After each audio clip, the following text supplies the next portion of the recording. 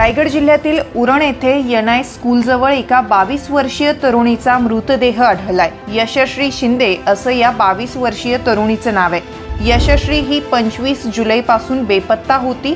आज पहाटे उरण कोटनाका पेट्रोल पंपाजवळ हातपाय कापून, अवयव कापून, चेहरा आणि गुप्तांगावर जखमा केलेल्या अवस्थेत हा मृतदेह सापडलाय। मृतदेहाच्या या छिन्नविछिन्न अवस्थेमुळे एकच खळबळ उडाली। पोलिसांनी तातडीने हा मृतदेह इंदिरा गांधी ग्रामीण रुग्णालयात शवविच्छेदनासाठी नेला। हा खून प्रेम प्रकरणातून झाल्याचा अंदाज आहे। आरोपी हा मुस्लिम समाजाचा असून तो बेंगलोरला गेल्याचं तपासात उघड झालंय। पोलिसांकडून तपास सुरू असला तरी या घटनेने संपूर्ण महाराष्ट्र हादरून गेलाय।